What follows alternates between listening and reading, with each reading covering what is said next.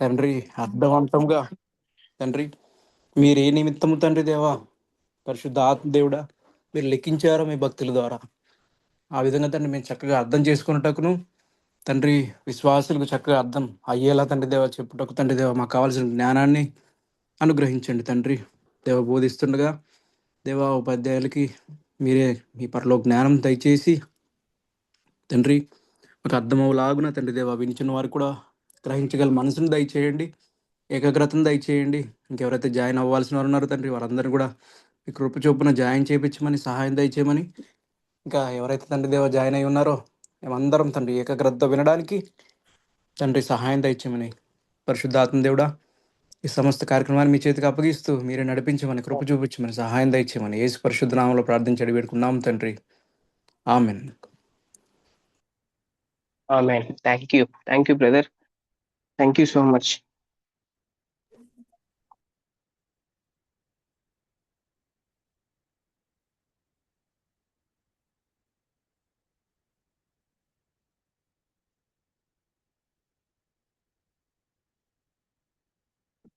So right, thank you all of you. I think ఈరోజు అందరూ చాలా చాలా ఎక్సైట్మెంట్ తో ఉన్నారు అనుకుంటాను. ఐ థింక్ ఎంతమంది ఉన్నారు ఈరోజు ఎక్సైట్మెంట్ గా? Are you there?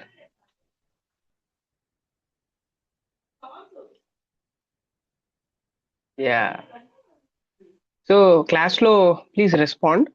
సో మీరున్నారని నేను కూడా భావిస్తాను. So thank you.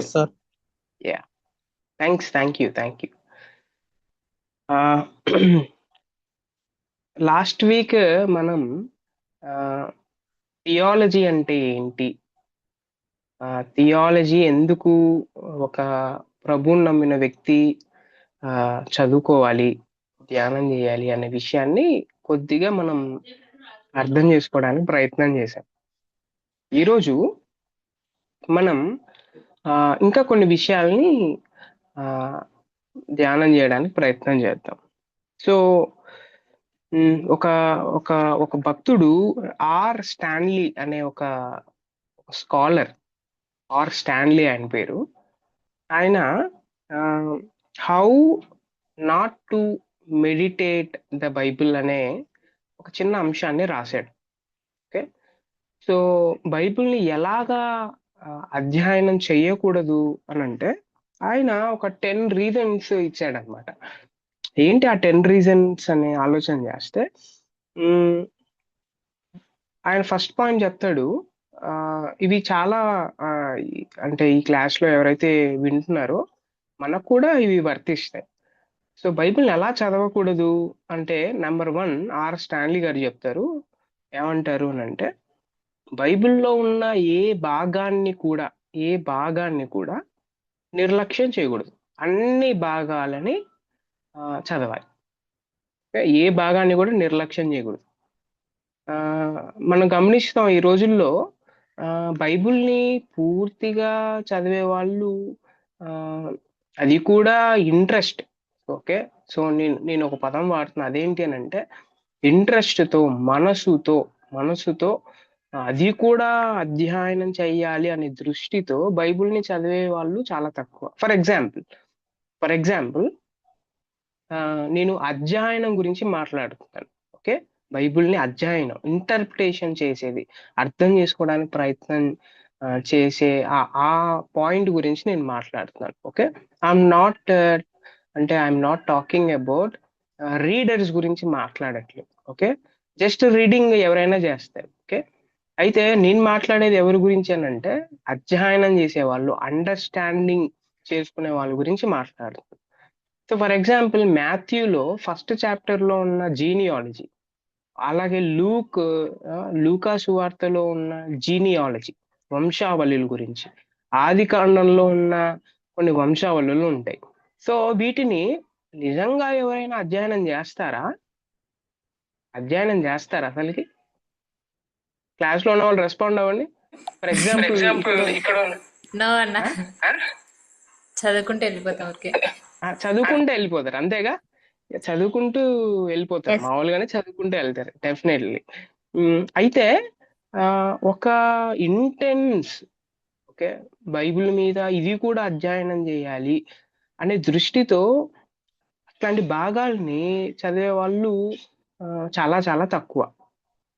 చాలా చాలా తక్కువ. ఇంకోటి ఏంటంటే బైబిల్ని అధ్యయనం చేయాలనుకున్న వాళ్ళు లేకపోతే ఆ దాని గురించి కామెంటరీస్ రాయాలి అని అనుకున్న వాళ్ళు లేకపోతే దాని గురించి రీసెర్చ్ చేయాలనుకున్న వాళ్ళు ఎవరైతే ఉంటారో వాళ్ళు మాత్రమే దాని గురించి స్టడీ చేయడానికి ప్రయత్నం చేస్తారు. మామూలు చర్చ్ బిలీవర్స్ ఎవరైతే ఉంటారో చదువుకుంటూ అలాగే వెళ్ళిపోతారు కానీ దాని గురించి అసలు ఎందుకు మత్తయి సువార్తలో సో ఇక్కడి నుంచి ఇంకొక రాజుకి 40 years లేకపోతే ఇక్కడి నుంచి ఇక్కడికి 40 ఇక్కడి నుంచి ఇక్కడికి 40 లేకపోతే దావీదు గారిని ఎందుకు ఎంఫసైజ్ చేశారు.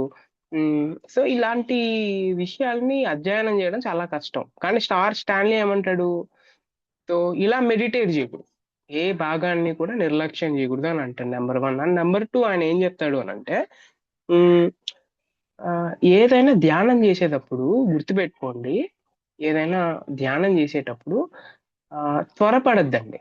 సరే ఈరోజు అయిపోవాలి ఒక 40 minutes లో ఈ 10 వచనాలు అధ్యయనం చేసేసేయాలి అన్నట్టుగా రష్ కాకండి, రష్ కాకూడదు. ఓకే సో కూల్గా. ఓకే సో ఇప్పుడు ఫర్ ఎగ్జాంపుల్ మార్నింగ్ ఒకవేళ చదువుతున్నారు అనుకోండి, మార్నింగ్ మీరు అధ్యయనం చేసేటప్పుడు ఒక వచనమే అధ్యయనం చేయడానికి టైం దొరికిందని అనుకోండి, అప్పుడు ఏం చేయాలి, యూ కంటిన్యూ దట్, కంటిన్యూ చేయండి. ఓకే డోంట్ రష్, ఎప్పుడు త్వరపడకూడదు, అది గుర్తుపెట్టుకోండి అన్నమాట. ఓకే సో ఆ అధ్యయనం చేసేటప్పుడే దేవుడు ఏం చేస్తాడు అని అంటే, అధ్యయనం చేసేటప్పుడే ఆ, తన వాక్యం ద్వారా మాట్లాడతాడు. సో ఎప్పుడే కానీ త్వరపడకూడదు. ఓకే త్వరపడకూడదు. అండ్ దానికోసం హార్డ్ వర్క్ చేయాలి, హార్డ్ వర్క్ చేయాలి, ఇంటెన్స్ హార్డ్ వర్క్. ఓకే ఇది నెంబర్ 2. అండ్ నెంబర్ 3 ఆయన చెప్తాడు ఏమంటాడు అని అంటే, బైబిల్ చదివేటప్పుడు దయచేసి సోమరిగా ఉండద్దు. ఓకే బైబిల్ చదివేటప్పుడు దయచేసి సోమరిగా ఉండద్దు అని అంటాడు. Yeah definitely. Okay brother, you can send the link. Yeah so Bible చదివేటప్పుడు సోమరిగా ఉండకూడదు. సోమరి అని అంటే ఏంటి అంటే పడుకుంటాడనా? నో, పడుకుంటాడని కాదు. అబ్బా ఇప్పుడు ఈ హిస్టరీ బుక్ నేను చదవాలా, ఇప్పుడు ఈ కామెంటరీస్ నేను చదవాలా, ఆ, లేకపోతే ఈ మ్యాప్ నేను చూడాలా. ఇప్పుడు ఆ, ఒక ఒక పదానికి అర్థం ఒక బుక్ లో మనకు దొరకదు అనమాట. మనం హీబ్రూ రెఫరెన్స్, గ్రీక్ రెఫరెన్స్, లేకపోతే ఇప్పుడు మత్తయి సువార్త గురించి మీకు అర్థం కావాలనుకోండి, అక్కడ ఉన్న కస్టమ్, కల్చర్, ట్రెడిషన్ గురించి అర్థం కావాలనుకోండి, బైబిల్ చదివితే అర్థం కాదు. అప్పుడు ఏం చేయాలి మీరు, ఇజ్రాయలైట్స్ కి సంబంధించిన కస్టమ్స్, ట్రెడిషన్స్, అది కూడా ఫస్ట్ సెంచరీలో రోమన్ ఎంపైర్ ఉన్నప్పుడు దానికి సంబంధించిన పుస్తకాలు కొన్ని ఉంటాయి. దానికి సంబంధించిన పుస్తకాలను డౌన్లోడ్ చేసుకోవాల్సి వస్తుంది, చదవాల్సి వస్తుంది, కొంచెం సెర్చ్ చేయాల్సి వస్తుంది అనమాట. అది దాని గురించి వెతక్కపోవడం సోమరితనం. ఓకే సో సోమరిగా అస్సలు ఉండకూడదు. సో ఇప్పుడు ఈ బైబిల్ క్లాసెస్ కి జాయిన్ అయిన మీరు ఎవరైతే ఉన్నారో, so you are going to be a Bible researcher. Okay so మీరందరూ ఫ్యూచర్ లో బైబిల్ని రీసెర్చ్ చేయబోతున్నారు, దాని ద్వారా దేవుడు మీతో మాట్లాడబోతున్నాడు. ఇంకొక విషయం మీరు అందరు గుర్తుపెట్టుకోవాల్సింది ఏంటి అని అంటే, మీరు మీరు you are the message. Okay you are not the messenger. So మీరు మెసెంజర్ కాదు, మీరే మెసేజ్. కాబట్టి కొంతమంది లీడర్స్ ని, కొంతమంది పాస్టర్స్ ని ఎక్విప్ చేయబోతున్న మీరు ఎవరైతే ఉన్నారో, సో మీరు హార్డ్ వర్క్ చేయకపోతే మీ వల్ల సంఘం చెడిపోయిద్ది, మీ వల్ల ప్రజలు చెడిపోతారు. దాని గురించి చెప్పకపోవడం, దాని గురించి హార్డ్ వర్క్ చేయకపోవడం అనేది మీ తప్పే. ఇది మీరు గుర్తుపెట్టుకోవాలి. అందుకే నేను ఎప్పుడైనా ఆ, ఏదైనా వాక్యం చెప్పడానికి ప్రయత్నం చేసినా, లేకపోతే ఎవరికైనా ఏదైనా సెషన్ తీసుకోవడానికి ప్రయత్నం చేసినా, ఒకవేళ దాని గురించి నేను స్టడీ చేయకపోతే హానెస్ట్ గా చెప్తాను, సో సారీ, దాని గురించి నాకు తెలియదు, you can give to another. So నేను స్టడీ చేసిన తర్వాత చెప్తాను. అండ్ ఒక విషయాన్ని స్టడీ చేయడానికి నాకైతే ఇట్ విల్ టేక్ 1 మంత్ నుంచి 2 months వరకు పడుతుంది, కొన్నిసార్లు వీక్ కూడా పడుతుంది. సో నేనైతే ఒక రోజులో ఒక రోజులో నాకు ఏది అర్థం కాదు. ఓకే, నేను ఒక రోజులో స్టడీ చేయడానికి నాకు టైం సరిపోదు. ఓకే, సో కామెంటరీస్, తర్వాత Hebrew text, Greek text, Aramaic text, తర్వాత అక్కడ ఉన్న సోషల్ కల్చరల్ ఎకనామిక్ సిచ్యుయేషన్స్ ఇవన్నీ అర్థం చేసుకున్న తర్వాత అది కూడా సో మైండ్లో కాదు, I will write. Okay, I will note that points in my system or xerox తీసుకుంటాను దానికోసం. సో హార్డ్ వర్క్ చేస్తాను. ఓకే, సో కాబట్టి థింక్ దట్. సో నేను అదే చెప్పేది ఏంటి అని అంటే, సో మీ మీద అంటే దేవుడికి చాలా నమ్మకం ఉంది. So this is your job. So ఇది మన జాబ్, మన రెస్పాన్సిబిలిటీ అది. దీని గురించి మనం కష్టపడాలి. మనం కాకపోతే ఇంకెవరు కష్టపడతారు చెప్పండి? మనం కాకపోతే బైబిల్ గురించి అర్థం ప్రజలకు చెప్పే వాళ్ళు ఎవరు ఎవరు ఎవరు ఎవరు సో ఇది మంచి ప్రివిలేజ్ గా మనం ఆలోచన చేయాలి. This is number 3. And number 4 ఏంటి అని అంటే, దయచేసి బైబిల్ మనం అధ్యయనం చేసేటప్పుడు స్వబుద్ధి అంటే మన తెలివితో అర్థం చేసుకోవడానికి ప్రయత్నం చేద్దాం దయచేసి. ఇప్పుడు ఏదైనా ప్యాసేజ్ మీరు చదువుతున్నారు అనుకోండి, ఇది దీని గురించి అయి ఉంటుంది, నాకు అర్థమైపోయింది, ఇది ఈజీ అని don't come to the conclude. Okay, conclusion దగ్గరికి వచ్చేయకండి. You take the help of some commentaries, you take some help of historic books. So help ఖచ్చితంగా తీసుకోవాలి. స్వబుద్ధిని ఆధారం చేసుకొని చెప్తే ఏమవుతుంది, స్వబుద్ధిని ఆధారం చేసుకొని బైబిల్ చదివే ప్రయత్నం చేస్తే కల్పన కథలు వస్తాయి. ఓకే, కథలు వస్తాయి, స్టోరీస్ వస్తాయి. సో మనకు అర్థమైపోయింది అనే గర్వం వచ్చింది. ఓకే, సో అందుకే మనకు హ్యూమిలిటీ, హంబుల్నెస్ చాలా ఇంపార్టెంట్ అనమాట బైబిల్ చదివేటప్పుడు. రైట్, ఇది 4. అండ్ నెంబర్ 5 ఏంటి అని అంటే, నెంబర్ 5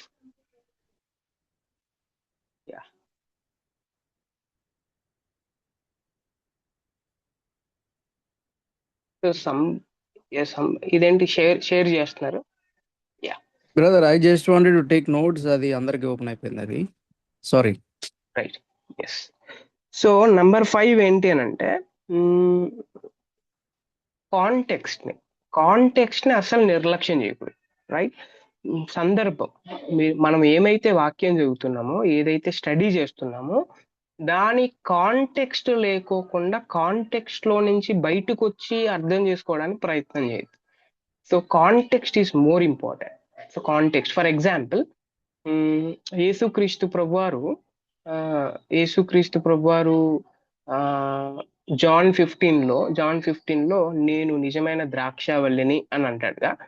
సో యాక్చువల్లీ మీరు ఎన్టీ రైట్ లైక్ ఇట్లాంటి స్కాలర్స్ హెల్ప్ తీసుకున్నారు అనుకోండి, ఆ పుస్తకాలు చదివితే వాళ్ళు దాని context,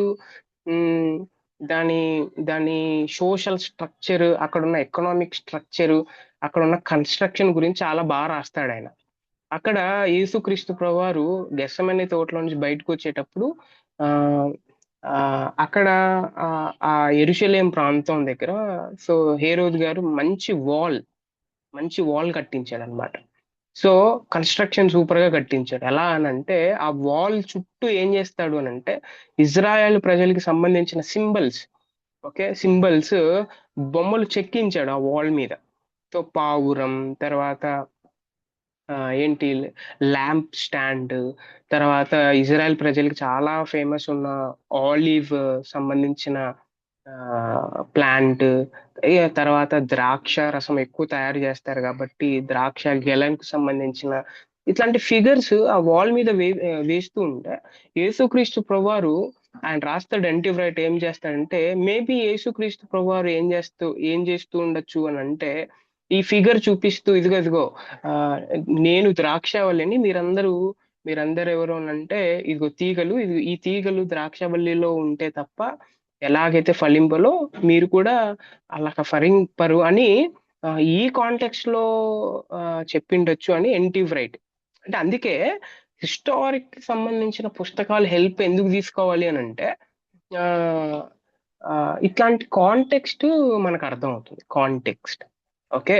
so context is more important. Context అందుకే ఓ వ్యక్తి ఏమంటాడు అని అంటే, text without context text without context అనేది తప్పు అని అంటాడు.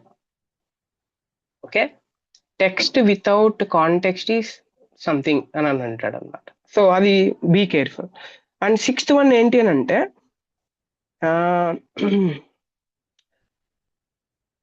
మనం చదువుతున్న టెక్స్ట్ లో ఏమైతే ఉందో మన భావాల్ని ఇరికించడానికి ట్రై చేయకూడదు. ఓకే. మన భావాలు ఏమైతే ఉన్నాయో మన భావాలని చాలా మంది ఏం చేస్తూ ఉంటారు అని అంటే, అది అక్కడ కాంటెక్స్ట్ వేరుగా ఉంది, ఆ రచయిత వేరే మీనింగ్ తో చెప్తున్నాడు, అదంతా ఏమి అవసరం లేదు అని ఆ తెలుగు భాషలో బైబిల్ ఉంది కాబట్టి దాంట్లో మన భావాలు ఏమైతే ఉంటాయో మనకు సంబంధించిన కొన్ని వర్డ్స్ నచ్చిన పదాలు ఉంటాయన్నమాట. ఆ పదాలు ఒక ఇదే ఉంటుంది ఇదే ఉంటుంది ఇదే ఉంటుంది అని భావాల్ని ఇరికించడానికి ట్రై చేస్తారు. సో ఇంకొక మాటలో చెప్పనా, దట్ ఈస్ బ్లాస్ఫెమీ అది.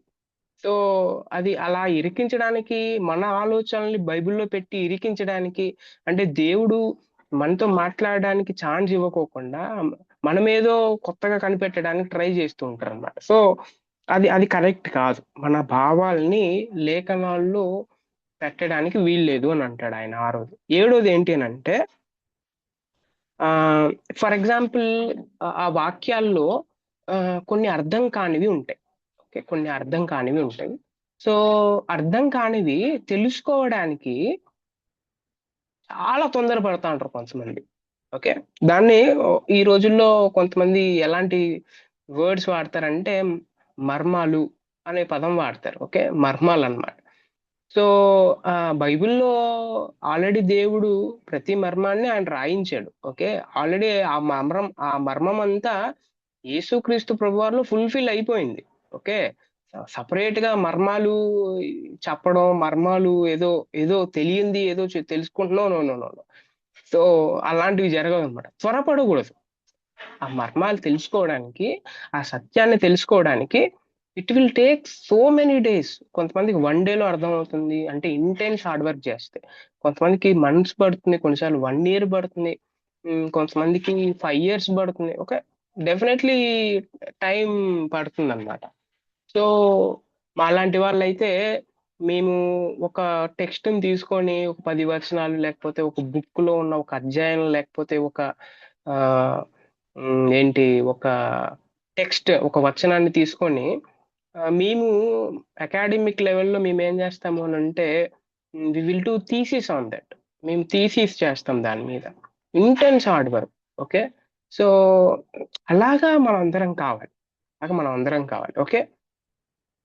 నెంబర్ 7 ఏంటి అని అంటే, నెంబర్ 7 చెప్పాను. రహస్యాల్ని తెలుసుకోవడంలో ఆతృతంగా ఉండకూడదు. ఓకే. నెంబర్ 8 ఏంటి అని అంటే, అసలైనది ఏంటి అని అంటే, ప్రేయర్ఫుల్ లైఫ్.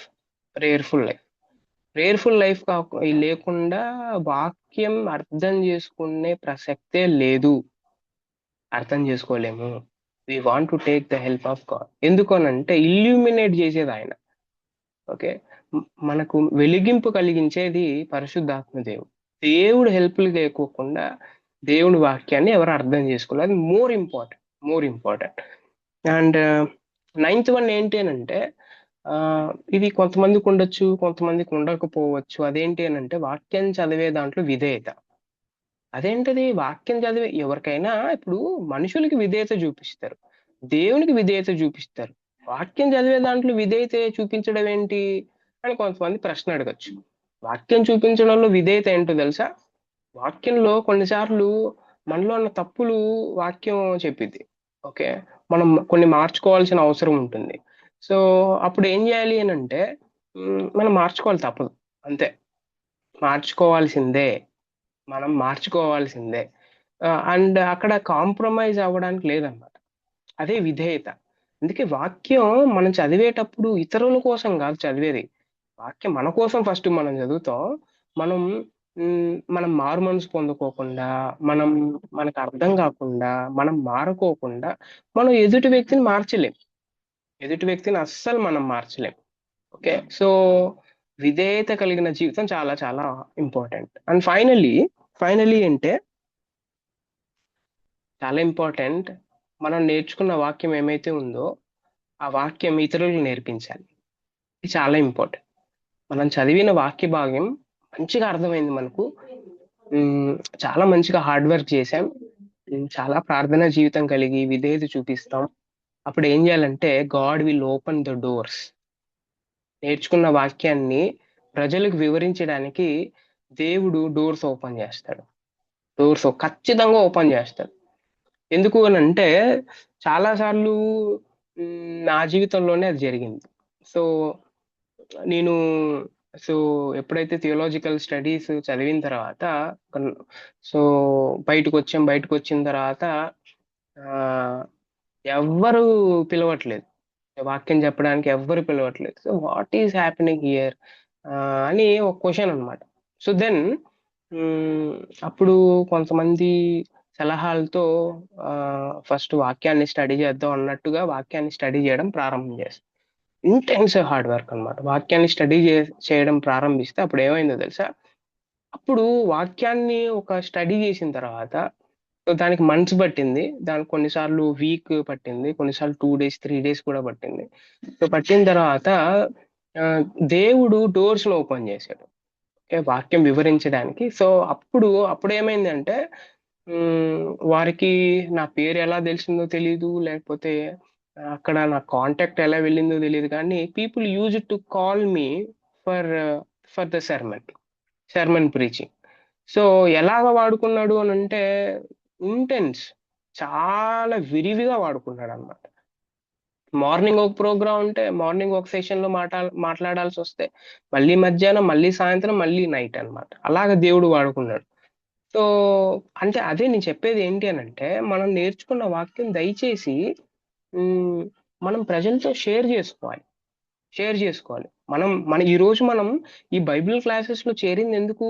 మనం నేర్చుకొని ప్రజలకు వివరించడానికి, అది ప్రజలకు వివరించడానికి. ఇంకొకటి కూడా ఉంది ఇక్కడ, ఏంటి అని అంటే ఏది వివరించాలో, ఏది చెప్పాలో, ఏది చెప్పకూడదు అది కూడా తెలుసుకోవాలి.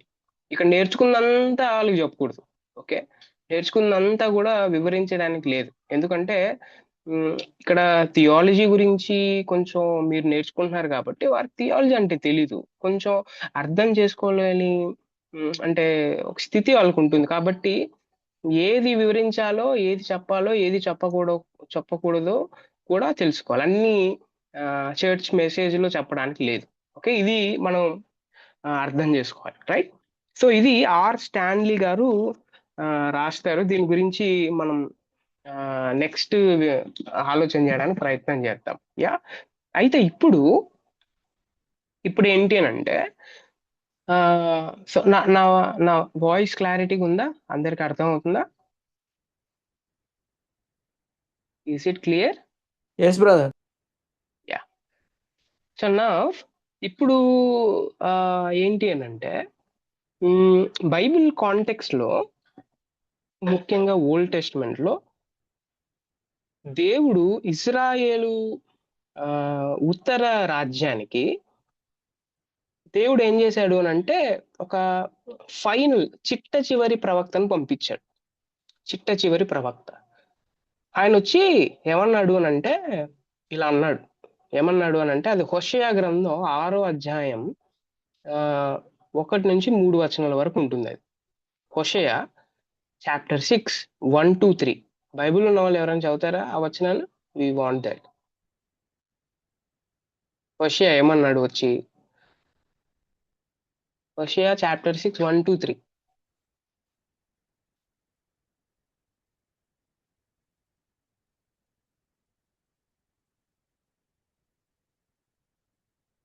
Please read.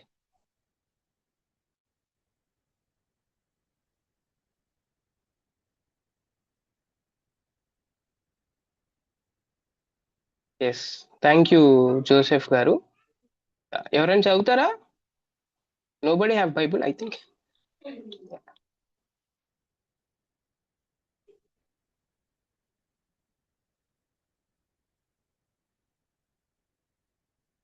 ఎవరు చదవరా? 6:1-3 బ్రదర్. ఎస్, చాప్టర్ 6 1-3 చదవండి. మనము యెహోవా యుద్ధకు మరలుదము రండి. ఆయన మనలను చీల్చివేసెను, ఆయనే మనలను స్వస్థపరచును.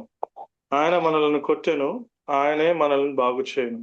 2 దినములైన తర్వాత ఆయన మనల్ని బ్రతికించును. మనము ఆయన సముఖమందు బ్రతుకున్నట్లు 3వ దినమున ఆయన మనలను స్థిరపరచును. యెహోవాను గూర్చిన జ్ఞానము సంపాదించుకుందాము రండి. యెహోవాను గూర్చిన జ్ఞానము సంపాదించుకొనుటకు ఆయనను అనుసరించుదాము రండి. ఉదయము తప్పక వచ్చు రీతిని ఆయన ఉదయించును, వర్షము వలె ఆయన మన యుద్ధకు వచ్చును. భూమిని తడుపునట్టి తొలకరి వర్షము కడవరి వర్షం వలె ఆయన మన యుద్ధకు వచ్చు. Thank you so much. ఇక్కడ యెషయా గారిని దేవుడు ఇజ్రాయేలు ఉత్తర దేశానికి, ఓకే, నార్దర్న్ రాజ్యానికి, కింగ్డమ్ కి చిట్ట చివరి ప్రవక్తగా పంపించాడు. ఆయన వచ్చి మనం యెహోవా యుద్ధకు వెళ్దాం రండి, యెహోవాను గూర్చిన జ్ఞానాన్ని సంపాదించుకుందాం రండి, యెహోవాను గూర్చిన జ్ఞానాన్ని సంపాదించుకొనుటకు ఆయనను అనుసరిద్దాం రండి అని ఒక పిలుపు, ఓకే, ఒక పిలుపుని హోషేయ గారు వారికి ఇస్తాడు. యాక్చువల్లీ మీరు ఈ హోషేయ గ్రంథం 6వ అధ్యాయం ఫస్ట్ 3 వర్సెస్ యొక్క కాంటెక్స్ట్, ఇప్పుడు చెప్పానుగా కాంటెక్స్ట్ లో నుంచి బయటికి రాకూడదని, ఈ కాంటెక్స్ట్ గురించి మీరు అర్థం చేసుకుంటే అసలు ఈ మాటలు ఎందుకు అన్నాడు అని అంటే, మనకు మోషే గారు తెలుసు. మోషే ఆయన ఇజ్రాయెల్ ప్రజలకి నాయకత్వం వహించిన తర్వాత దేవుడు ఇశ్రాయేలు 12 గోత్రాలను ఐగుప్తు బానిసత్వం నుండి విడిపించి అరణ్యంలో 40 years నడిపిస్తాడుగా. చివరకు ఏమవుతుంది, మోషే గారు వెళ్ళిపోయిన తర్వాత యెహోషువ నాయకత్వం వహిస్తాడు, లీడర్ గా ఉంటాడు. వారిని అంటే మోషే తర్వాత ఈ 40 years తర్వాత యెహోషువ ఏం చేస్తాడు అని అంటే వాగ్దాన భూమికి లీడర్షిప్ లో నడిపిస్తాడు అనమాట ఆ ఇజ్రాయెల్ 12 tribes ని. తర్వాత యెహోషువ ఇంకా ఆ రోజుల్లో ఉన్న ఇశ్రాయేలు పెద్దలు ఎవరైతే ఉన్నారో వాళ్ళు బ్రతికినంత కాలం, అంటే యెహోషువ తర్వాత ఆ టైంలో ఉన్న పెద్దలు ఎవరైతే ఉన్నారో వాళ్ళందరూ ఉన్నప్పుడు చాలా ఆ రోజుల్లో ఇజ్రాయెల్ ప్రజలందరూ ఆ రోజుల్లో యెహోవానే సేవించారు, ఓకే, ఎందుకంటే మంచి నాయకుడు ఉన్నాడు, పెద్దలు ఉన్నారు కాబట్టి. తర్వాత ఏమైంది, న్యాయాధిపతులు అనే కాలం వచ్చింది. న్యాయాధిపతులు అనే కాలంలో మీరు న్యాయాధిపతులు చదివితే ప్రతి చాప్టర్ చివరిలో యెహోవానైనను ఆయన ఇజ్రాయేలు ప్రజల కోసం చేసిన కార్యములనైనను ఎరుగని తరము ఒకటి పుట్టగా అనే పదం మీకు అర్థం అవుతుందా? న్యాయాధిపతులు 2వ అధ్యాయం 10వ వచనం చదవండి. న్యాయాధిపతులు 2వ అధ్యాయం 10వ వచనంలో ఒకసారి చదివితే అర్థమైంది.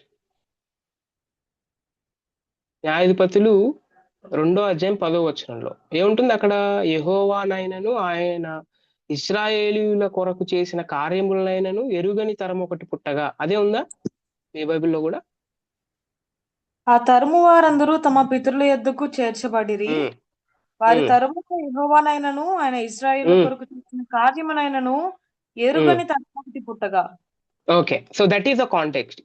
న్యాయాధిపతులు ఉన్న కాలంలో యెహోవా అంటే ఎవరో తెలియదు వాళ్ళకి. తర్వాత యెహోవా ఇజ్రాయెల్ ప్రజల కోసం ఏమేం చేశాడో అది కూడా తెలియదు వాళ్ళకి. అలాంటి తరం వచ్చింది, ఓకే, పుట్టగా. అప్పుడు ఏమైంది, న్యాయాధిపతుల కాలంలో ముగింపులో చివరికి వచ్చేసరికి ఇజ్రాయేలీలు సమూయేలు ప్రవక్త యుద్ధకు, అంటే సమూయేలు ప్రవక్త దగ్గరికి వచ్చి తమ కొరకు ఒక రాజుని నియమించాలని ఆయన అడిగారు, ఓకే, రాజు కావాలన్నారు. సో సమూయేలు గారు దేవుడు హెల్ప్ తీసుకొని దేవుడు మాట్లాడుతాడు, నో ఇలా జరిగిద్ది, సో ఆ రాజు కొంచెం ఇబ్బంది పెడతాడు అని అంటే నో వి వాంట్ కింగ్ అని అంటారు, ఓకే. అసలు దేవుడికి ఇష్టం లేదు అది, రాజునివ్వడం. కానీ వాళ్ళు అడుగుతున్నారు కాబట్టి దేవుడు ఏం చేశాడు అని అంటే సౌలును రాజు చేశాడు. 12 ట్రైబ్స్ కి సౌలును రాజు చేశారు. ఇది అసలు ఇస్రాయేలు హిస్టరీలోనే ఫస్ట్ కింగ్ ఎవరంటే సాల్. ఇది గుర్తుపెట్టుకో. తర్వాత దావీదు గారు పరిపాలన చేస్తున్నప్పుడు కూడా, ఈ సొలొమోన్ గారు పరిపాలన చేస్తున్నప్పుడు కూడా 12 ట్రైబ్స్ నే వారు పరిపాలన చేశారు. 12 ట్రైబ్స్. ఇప్పుడు నెక్స్ట్ చాలా ఇంపార్టెంట్. క్రీస్తు పూర్వం 931లో, ఓకే, ఇది గుర్తుపెట్టుకోవాలి.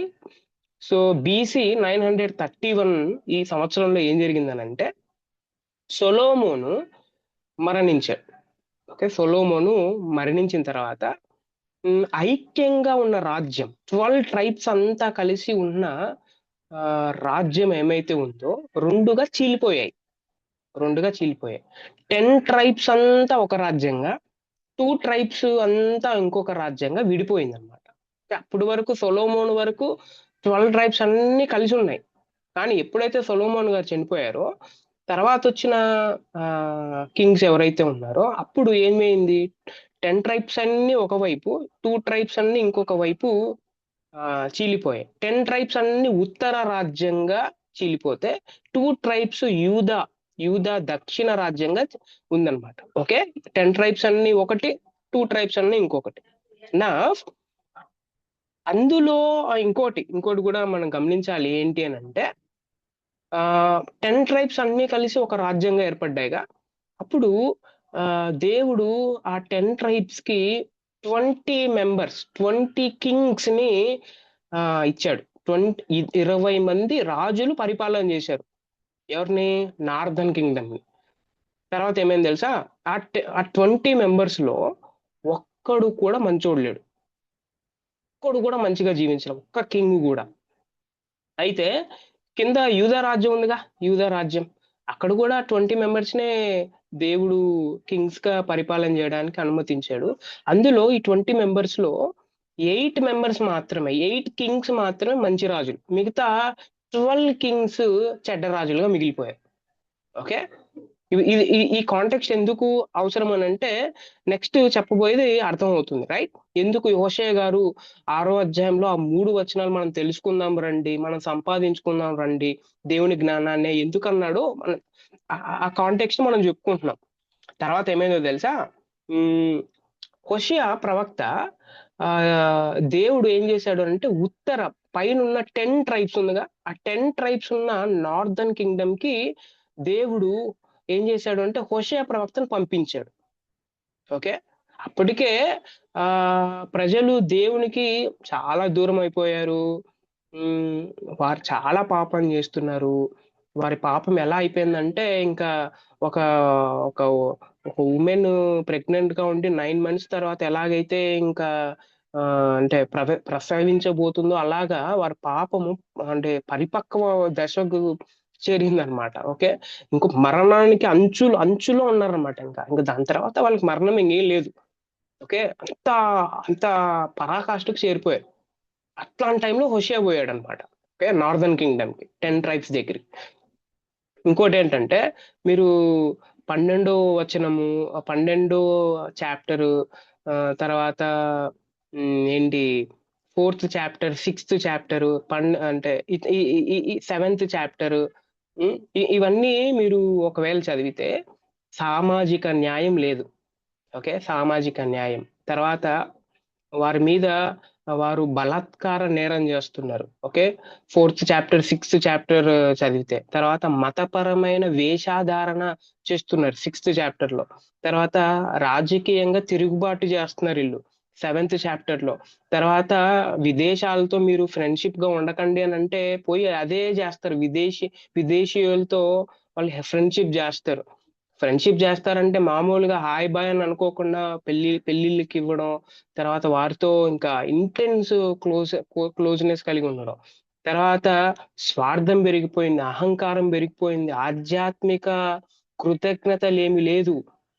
ఇన్ని తప్పులు చేస్తున్నా కూడా ఒక విషయం మనకు అర్థం కావాలి ఏంటంటే ఇంకా వారిని దేవుడు ప్రేమించాడు. వారితో చిట్ట చివరి అవకాశంగా చిట్టది, ఇంకా అదే ఇంకా లాస్ట్ అండ్ ఫైనల్ అవకాశం వాళ్ళకి. ఆ టైంలో హోషేయను పంపించాడు, ప్రవక్త ద్వారా దేవుడు మాట్లాడాడు. అంటే హోషేయ అంటే ఆ కాంటెక్స్ట్ అర్థం కావాలి, అందుకే రైట్. చివరి అవకాశం నార్దర్న్ కింగ్డమ్ కి హోషేయ మాట్లాడుతున్నాడు.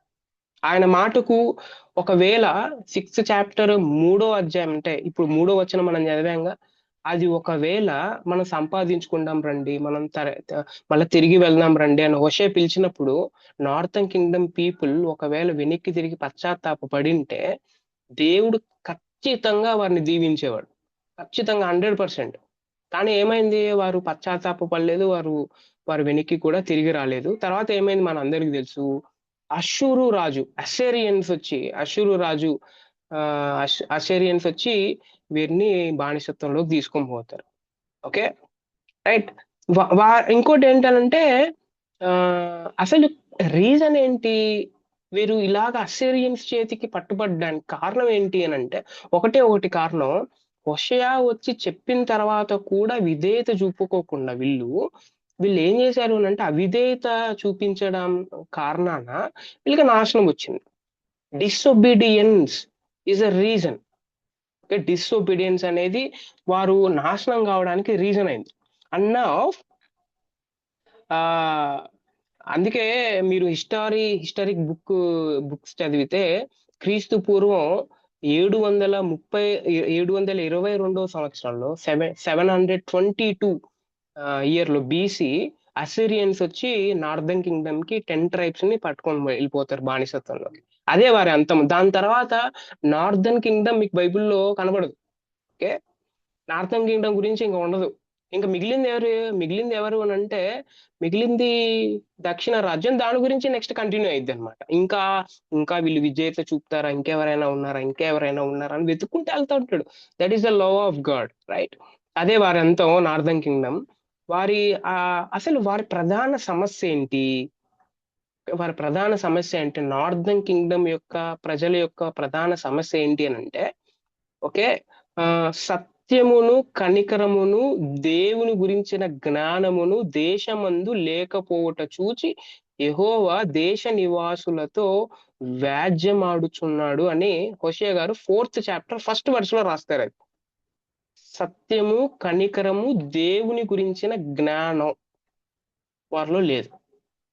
ఓకే, మీరు 6th verse చదివితే నా జనులు, అంటే దేవుడు హోషేయ ద్వారా మాట్లాడుకున్నాడు. ఓకే, నా జనులు జ్ఞానము లేని వారై నశించుచున్నారు, నీవు జ్ఞానమును విసర్జించుచున్నావు గనుక నాకు యాజకుడవు కాకుండా నేను నిన్ను విసర్జింతును, నీవు నీ దేవుని ధర్మశాస్త్రమును మరచితివి గనుక నేనును నీ కుమారులను మరుతును అని సాక్షాత్తు దేవుడే చెప్తాడనమాట. ఓకే, వారి ప్రధాన సమస్య ఏంటి అని అంటే నార్దర్న్ కింగ్డమ్ ని అసిరియన్స్ చేతికి అప్పగించడానికి కారణం ఏంటి అని అంటే ఒకటి దేవుని గురించిన జ్ఞానం లేదు వాళ్ళకి. యెహోవా ఇశ్రాయేలుకి చేసిన కార్యములైనను అంటే అట్లా కూడా మర్చిపోతారా, అలా కూడా మర్చిపోతారా అని ఒక స్కాలర్ ఏమన్నాడు తెలుసా, ఒక బైబిల్ పండితుడు, అసలు మనిషి స్వభావం ఏంటో తెలుసా, మనిషి స్వభావం ఏంటి అని అంటే త్వరగా మర్చిపోవడం మనిషి స్వభావం అన్నమాట. దేవుణ్ణైనా ఇంకొక మంచి భక్తుడు ఏమన్నాడు తెలుసా, దేవుడు మేలు చేసి మర్చిపోతాడంట, ప్రజలు మేలు చేసిన దాన్ని మర్చిపోతారంట. మీకు అర్థమైంది అనుకుంటా. దేవుడు మేలు చేసి మర్చిపోతాడు, కానీ ప్రజలు మేలు చేసింది అంటే దాన్ని మర్చిపోతారు అనమాట. సో మేలు పొంది మోలి పొంది మర్చిపోతారు. ఇదేంటి అని అంటే ప్రజల యొక్క స్వభావం, ఇది ప్రజల యొక్క స్వభావం, రైట్. ఇది ఒకటే కాదు, అంటే దేవుడి గురించిన జ్ఞానం లేకపోవడమే కాదు, వీరు చాలా భయంకరమైన పాపాలు చేశారు, చాలా భయంకరమైన తప్పులు చేశారు. వాటన్నిటికీ మూలం, ఈ పాపాలు చేయడానికి మూలం ఏంటో తెలుసా, ఇంత నాశనకరమైన తప్పులు చేయడానికి కారణం ఏంటో తెలుసా, వీరికి దేవుని గురించిన సరి అయిన అవగాహన లేకపోవడం. నేను లాస్ట్ టైం చెప్పినట్టున్నాను, అదేంటి అని అంటే, దేవుని గురించిన అవగాహన ఎవరికైతే ఉండదో వారు విగ్రహాలను చేస్తారు. ఈవెన్ క్రిస్టియన్ అయినా సరే.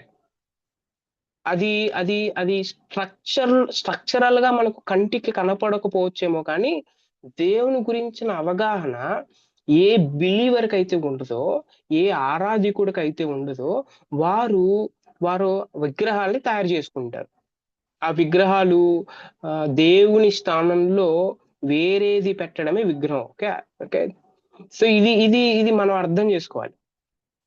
ఇంకో పాయింట్ ఏంటో తెలుసా? దేవుడి గురించి సరైన అవగాహన లేకపోవడం, అది ఇంకొకటి ఏంటంటే, దేవుడు ప్రవక్తల ద్వారా వారికి పంపించిన మెసేజ్ ఏమైతే ఉందో పెడచెవి పెట్టాడనమాట. ప్రవక్తలు వచ్చి చెప్తున్నా కూడా వినట్లేదు వీళ్ళు. ఓకే, పాయింట్ ఏంటంటే, అసలు దేవుని గురించి జ్ఞానం లేకపోవడం ఒక పాయింట్ అయితే, అయ్యా బాబు అంటే దేవుడు సాక్షాత్తు ప్రవక్తల్ని పంపించి చెప్తున్నా కూడా వినట్లేదు వీళ్ళు. సో అంటే జ్ఞానం లేదు, ఇంకోటి అంటే చెప్పిన మాట కూడా వినట్లేదు. ఓకే, అందుకే వరల్డ్ వైడ్ గా మనం ఆలోచన చేస్తే, వరల్డ్ వైడ్ గా మానవుని అంటే ఈ మనిషి తెలివి ఏమైతే ఉందో, ఇది ఇది నాశక్యం కానీ ఓకే రీతిలో చాలా పెరుగుతా ఉంది, జ్ఞానం చాలా పెరుగుతా ఉంది. కానీ ఇంత జ్ఞానం పెరుగుతున్నా కూడా ఇంత జ్ఞానవంతుల్లో కొందరు మాత్రమే నిజమైన దేవుని జ్ఞానం కొంతమంది కోరుతా ఉన్నారు. అందరు కోరట్లే, అవునా? అందరు కోరట్లేదు. ఇప్పుడు చూడండి, బైబిల్ క్లాస్ కి ఎంతమంది జాయిన్ అయ్యారు, లేకపోతే వాక్యం వినడానికి ఎంతమంది ఇష్టపడతారు చెప్పండి? కొద్దిమంది, అందరు ఇష్టపడరు. నిజ దేవుని జ్ఞానం కొంతమందికే ఇష్టం ఉంటుంది. అందుకే 1963లో ఏడబ్ల్యూ టోజర్ 1963లో ఆయన మరణించాడు. గొప్ప దైవజనుడు ఆయన. ఆయన ఒక పుస్తకం రాశాడు, ఖచ్చితంగా చదవాలి. ఓకే, మీరందరు ఖచ్చితంగా చదవాలి. ఆ పుస్తకం పేరు ఏం పేరు అంటే పరిశుద్ధుని గురించిన జ్ఞానం. ఆ పుస్తకం పేరు పరిశుద్ధుని గురించిన జ్ఞానం. ఆ పుస్తకంలో ఆయన ఇలా స్టార్ట్ చేస్తాడు. ఆ పుస్తకాన్ని ఎలా అంటే, మనం దేవుని గురించి ఆలోచించినప్పుడు మన మనసులోనికి ఏమి వస్తుందో అది మనలను గురించి అత్యంత ప్రాముఖ్యమైన విషయం అని అన్నాడు ఆయన. మనం దేవుని గురించి ఆలోచన చేసినప్పుడు మన మనసులోకి ఏమొస్తుంది, ఏ ఫిగర్ అయితే వస్తుంది, ఏ భావన అయితే వస్తుందో అది మనలను గురించిన అత్యంత ప్రాముఖ్యమైన విషయం. కొంతమంది దేవుడి గురించి దేవుణ్ణి ఒక హీలర్ గా మాత్రమే చూస్తారు, దేవుణ్ణి ఒక గివ్వర్ గా మాత్రమే చూస్తారు, దేవుణ్ణి ఒక బ్లెస్సింగ్స్ ఇచ్చే ఒక యంత్రంగా మాత్రమే చూస్తారు. అది అంటే దేవుడి గురించి నేను ఆలోచన చేసినప్పుడు నాకు ఏమైతే గుర్తుకొస్తుందో అప్పుడు అది మనలను గురించిన, అంటే నేను దేవుని గురించి ఇంత ఇంత ఇంత చీప్ గా ఆలోచన చేస్తున్నాను, ఇంకా దీనికన్నా వేరేది ఏం లేదా అన్నట్టుగా మన గురించి మనమే ఆలోచన చేసుకోవాల్సినంత ప్రాముఖ్యమైన విషయం అన్నమాట అది. అట్లా స్టార్ట్ చేస్తాడు. ఇది గుర్తుపెట్టుకొని, బుక్ పేరు పరిశుద్ధుని గురించిన జ్ఞానం. ఓకే, సో డెఫినెట్లీ మనం అందరం చదవాలి. యా, ఇంకోటి ఏంటంటే ఇంకోటి కూడా మనం అర్థం చేసుకోవాలి. ఓకే, ఇది చాలా ఇంపార్టెంట్. అదేంటంటే, ఏ మనిషి ఎవరైనా సరే తన మతం కంటే, రైట్, తన మతం కంటే, whether it may be Christianity also, right, తన మతం కంటే పైకి ఎదగలేడు. అంతేనా? రిలీజియన్ బయటకు వచ్చి మనం మాట్లాడాలి. రిలీజియన్ అనే ఈ బౌండరీ ఏమైతే ఉందో, సో దాని బయటకు వచ్చి బ్రాడ్ గా మనం ఆలోచన చేయాలి. ఇది చారిత్రాత్మకమైన సత్యం. ఇది అవునన్నా కాదన్నా ఇదే నిజం.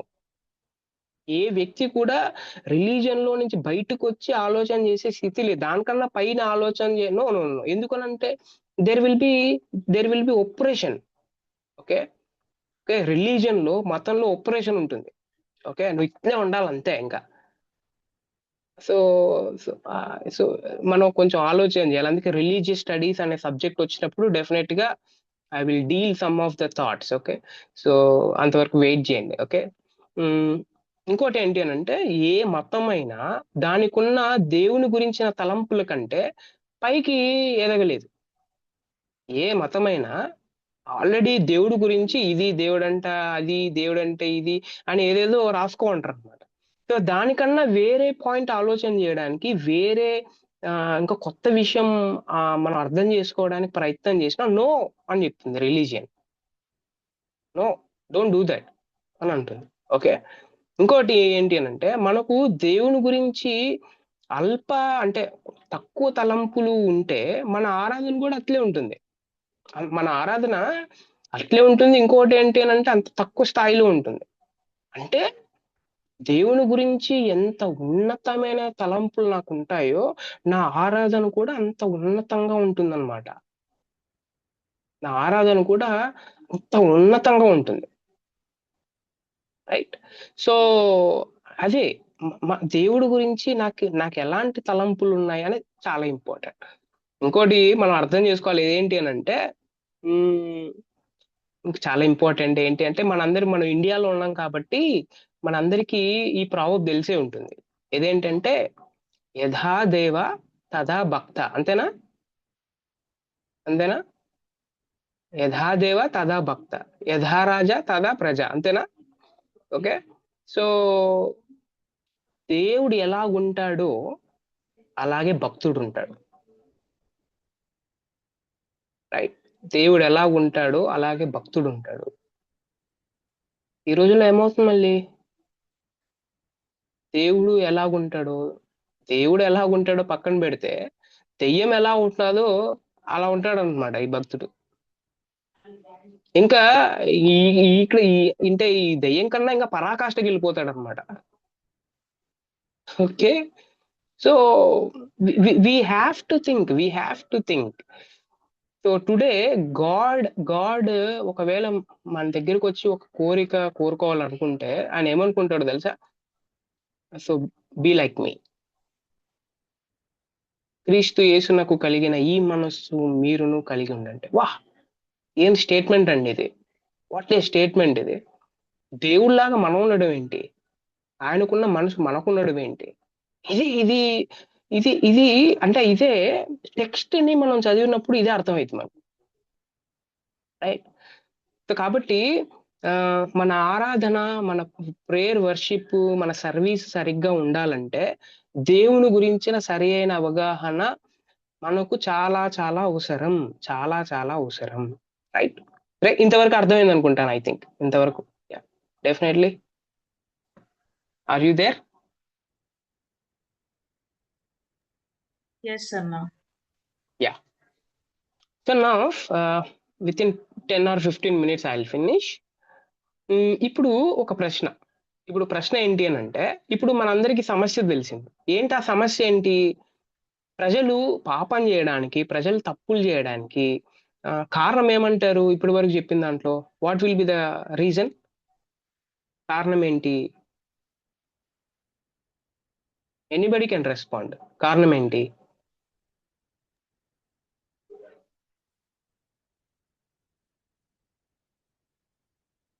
Hello, are you there?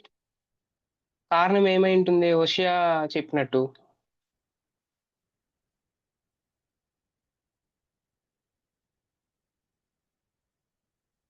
Anybody? నాకు క్వశ్చన్ ఏంటన్నా ఒకసారి చెప్పరా? హోషేయ గ్రంథం 6వ అధ్యాయం 1, 2, 3 కాంటెక్స్ట్ మనం చూసాం. అన్ని రీజన్స్ మనం ఆలోచన చేసాం. ఇప్పుడు ప్రశ్న ఏంటి అని అంటే, ప్రజలు తప్పు చేయడానికి, ప్రజలు పాపం వైపు వెళ్ళడానికి, పాపం చేయడానికి కారణం ఏమై ఉంటుంది? ఏంటేంటి? దేవుడు అంటే భయం లేకపోవడం. ఓకే, దగ్గరికి వచ్చారు. అయితే main the consequence. No no no no not consequence, actually దేవుని గురించి నాలెడ్జ్. నాలెడ్జ్.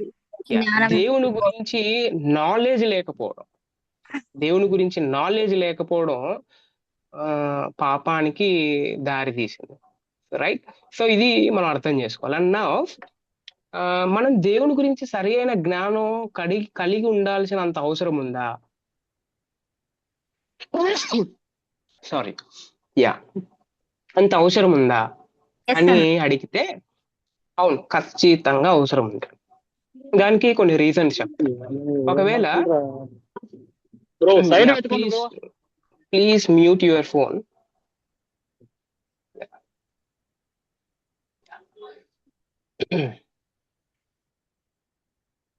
ఎస్,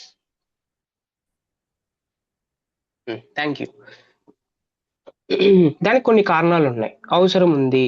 ఇర్మియా గారు రాసిన గ్రంథం 9వ అధ్యాయం 23, 24 వచనం ఒకవేళ మీరు చదివితే, మనం దేవుని గురించి సరిగ్గా తెలుసుకోవాలని దేవుడే కోరుకుంటున్నాడు. తెలుసా మీకు? ఇంకో విషయం ఏంటంటే, వేదాంత పాఠశాలలో ఈరోజు బైబిల్ క్లాసెస్ కి మనం జాయిన్ అయ్యాము. మనం ఏమనుకుంటున్నాం అంటే అదే మన గొప్పతనంగా మనం ఇది బైబిల్ చదువుకుంటున్నాం, దేవుడు అంటే నాకు చాలా ఇష్టం. No, don't feel that. మీకు మనందరికన్నా ముందుగానే అసలు దేవుడు కోరుకుంటున్నాడు ఇలాగా. యెహోవాను భూమి మీద కృప చూపుచు నీతి న్యాయములు జరిగించుచున్న యెహోవాను నేనే అని గ్రహించి నన్ను పరిశీలనగా తెలుసుకొనుటను బట్టియే మీరు ఏమైనా గర్వపడాలి. అట్టి వాటిలో అదిగో మీరు నా గురించి తెలుసుకున్నారనుకోండి, తర్వాత ఏమంటే తెలుసా, చదవండి, సూపర్ ఉంటుంది అది. అట్టి వాటిలో నేను ఆనందించు వాడనని యెహోవా సెలవిచ్చున్నాడు. చాలు.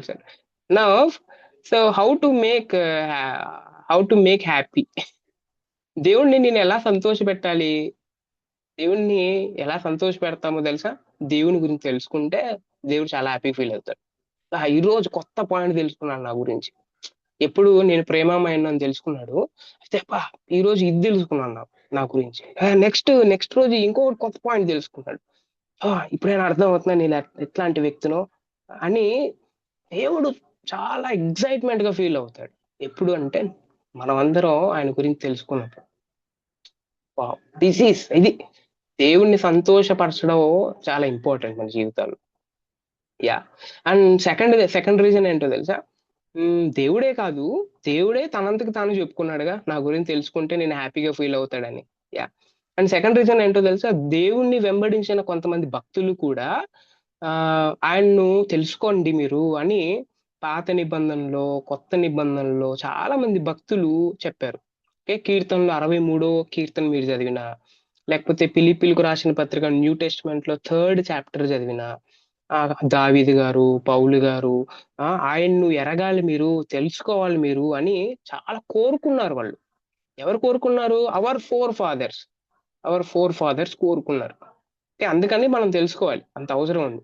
అండ్ నెంబర్ 3 ఏంటి అని అంటే, మీరు యోహాను సువార్త 17వ అధ్యాయం 3వ వచనం ఒకవేళ చదివితే, అక్కడ దేవుని గురించిన సరి అయిన అంటే కనీస జ్ఞానం మన రక్షణకు పునాది.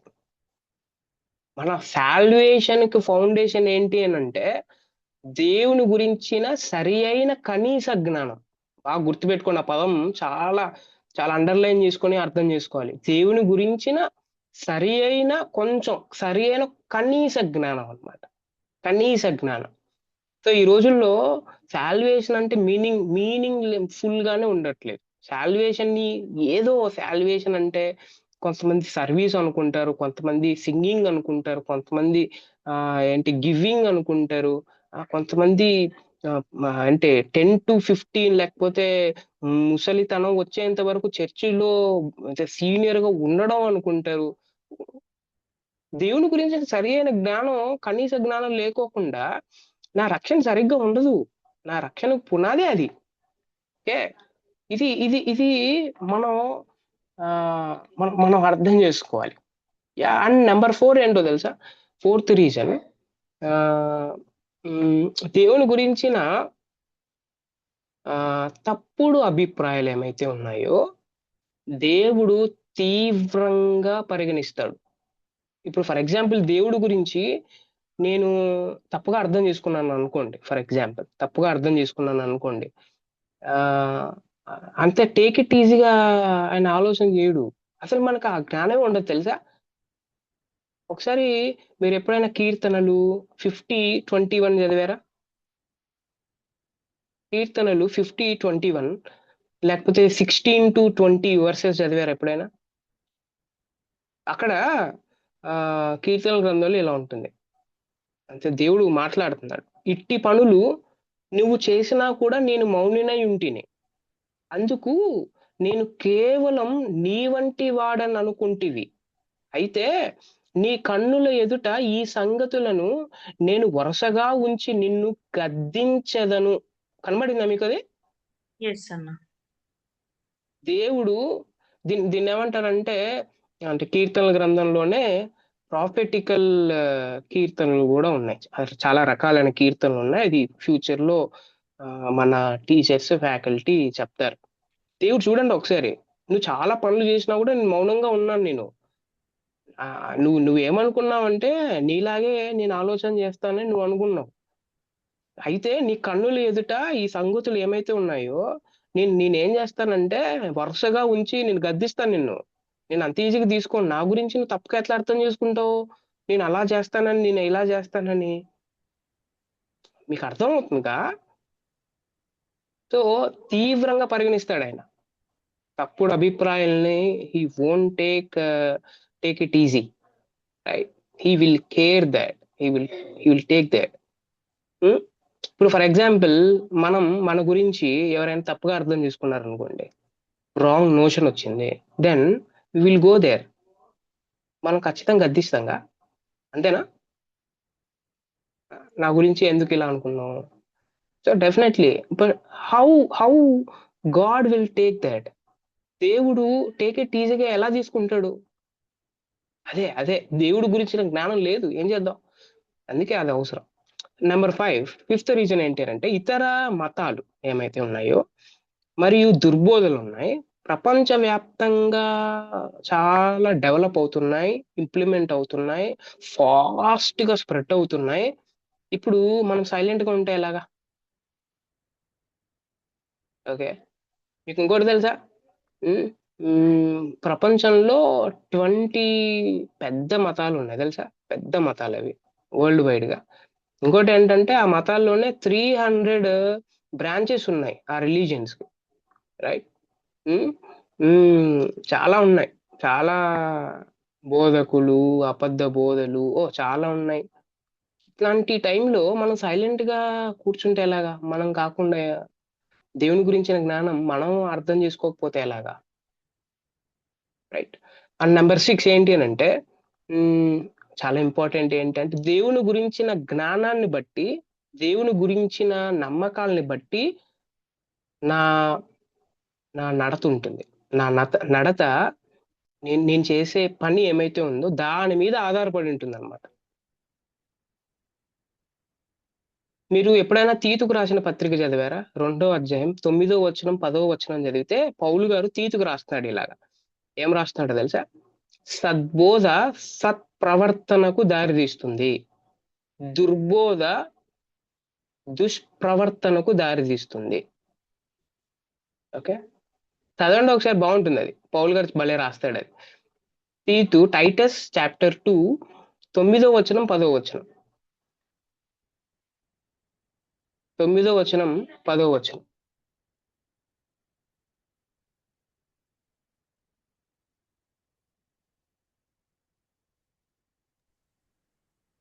చదువుతారా? 9:10 అన్న. యా. దాసులైన వారు అన్ని విషయములందు మన రక్షకుడగు దేవుని ఉపదేశమును అలంకరించున్నట్లు తమ యజమానులకు ఎదురు మాట చెప్పక, ఏమీయూ అపహరింపక, సంపూర్ణమైన మంచి నమ్మకమును కనపరచుచు, అన్ని కార్యములందు వారిని సంతోషపెట్టుచు, వారికి లోబడి ఉండవలనని వారిని హెచ్చరించుము. యా, టైటస్ చెప్తున్నాడు ఏంటంటే, సద్బోధ సత్ప్రవర్తనకు దారితీస్తుంది, దుర్బోధ దుష్ప్రవర్తనకు దారితీస్తుంది. ఆ కాంటెక్స్ట్ చదివితే మీకు చాలా బాగా అర్థమైంది. ఇంకొక పాయింట్, చాలా ఇంపార్టెంట్ పాయింట్ మనం అర్థం చేసుకోవాల్సింది ఏంటంటే, సత్యాన్ని తర్వాత ఎక్స్పీరియన్స్ ని మనం విడదీయకూడదు.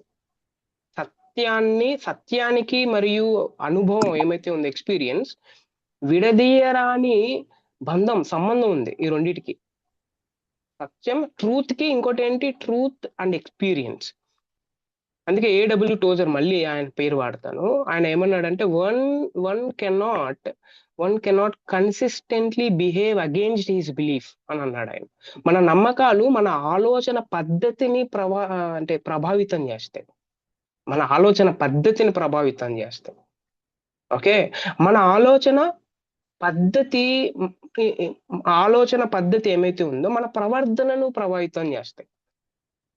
ఓకే, మీరు డాక్టర్ గ్లెన్ కింగ్డమ్ ఎడ్యుకేషన్ అనే ఒక బుక్, కింగ్డమ్ ఎడ్యుకేషన్ ఆ పుస్తకం పేరు, తెలుగులో రాజ్య విద్య అని ఉంటుంది.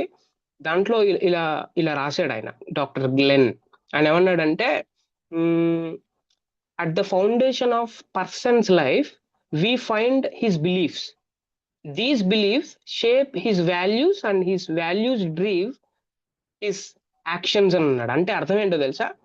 మన వైఖరి మరియు మన క్రియలు మన విలువల వ్యవస్థ నుండి పుడతాయంట. మన వైఖరి మన క్రియలు మనం దేన్నైతే నమ్ముతున్నామో దాని నుంచి పుడతాయి. ఓకే, ఇంకోటి ఏంటంటే మన విలువలు మళ్ళీ దేని మీద ఆధారపడి ఉంటాయి? మనం ఎవరి మీద అయితే నమ్మకం ఉంచామో ఆయన మీద ఆధారపడి ఉంటాయి. అందుకే ఒక ఫిగర్ చూపించాలి మీకు, ఒక ఫిగర్. ఈ ఫిగర్ చూస్తే మీకు చాలా బాగా అర్థం అవుతుంది. So I will show that figure. Yeah, so అందరికి కనబడుతుందా? యా, అందరికి కనబడుతుందా మీకు? Yes right. అన్న. Yeah, now see here. ఒక వ్యక్తి పరిస్థితి ఎలా ఉంటుంది అని అంటే, పైనకి మాత్రమే క్రియలు కనబడతా ఉంటాయిగా, పైనకి మాత్రమే క్రియలు కనబడతాయి. అతడు అట్లాంటి ఆ వ్యక్తి ఎట్లాంటి విలువలు కలిగి ఉన్నాడు, ఎట్లాంటి బిలీఫ్స్ ఉంది, ఎవరికి తెలియదు. ఆ వ్యక్తికి ఒకటే తెలుసు. ఇవి ఏంటి అని అంటే, క్రియలు ఏమైనవి దృశ్యమైనవి, అందరు కనబడతాయి, దృశ్యమైనవి. కింద ఆ క్రియలు చేస్తా ఉంటారు కదా, తప్పుడు క్రియ లేకపోతే మంచి క్రియ ఏదైతే చేస్తాడో దేని మీద ఆధారపడి ఉంటాయంటే, అతనికి ఎట్లాంటి విలువలు ఉన్నాయి, వాల్యూస్ ఉన్నాయి, ఎట్లాంటి నమ్మకాలు ఉన్నాయి, దాని మీద ఆధారపడతాయి. నౌ ఇప్పుడు క్లారిటీకి వచ్చిందా మీకు? Now you got the clarity. అర్థమైంది అనుకుంటాను అయితే. యా, సో కాబట్టి ఇప్పుడు మనం అర్థం చేసుకోవాల్సింది ఏంటి అని అంటే, మనం అంటే చాలా మంది అంటారు ఏంటి అని అంటే, చాలాసార్లు తప్పు చేసేస్తున్నాం బ్రదర్, లేకపోతే అంటే ఫ్యూచర్ లో మీ సంఘాల్లో కూడా మీరు కౌన్సిలర్స్ గా పనిచేయాల్సి వస్తుంది. సో అప్పుడు నేను ఇట్లా చేస్తున్నాను, అలా చేస్తున్నాను, ఈ దానికి అలవాటు అయిపోయాను, లేకపోతే ఇలా చేస్తాను అని అంటే, దెన్ ఫస్ట్ మీరు వారిని అడగాల్సింది ఏంటి అని అంటే, నీకు ఎట్లాంటి విలువలు ఉన్నాయి, నువ్వు ఏమని నమ్ముతున్నావు? Ask that question. అండ్ వారినే కాదు, మనకు కూడా మనం క్వశ్చన్స్ వేసుకోవాలి. నా ఆరాధన లేకపోతే నా స్థితి ఏమైతే ఉంటుందో నా విలువల మీద అది ఆధారపడి ఉంటుంది. ఇది నాకు అర్థం కావాలి. ఇఫ్ నాట్ ఏమవుతుంది అని అంటే, if not there will be a problem. Definitely there will be a problem. Yeah, లేకపోతే ప్రాబ్లం ఉంటుంది, ప్రాబ్లంగా మనం మారుతాం అనేది మనం అర్థం చేసుకోవాలి. ఇంకోటి కూడా చూపిస్తాను, ప్లీజ్ సీ దిస్. యా, కనబడుతుందా మీకు? యా, ఐ థింక్ యా, కనబడుతుందా ఇప్పుడు? ఎస్ అన్న. Yeah, now see for example 700 అంటే 3700 యవనస్తులు క్రమంగా చర్చికి వెళ్తారు. ఓకే, ఫర్ ఎగ్జాంపుల్ వారికి ప్రాథమిక బైబుల్ పరమైన నమ్మకాలు వాళ్ళకి లేవు, కానీ చర్చికి పోతున్నారు అంతే.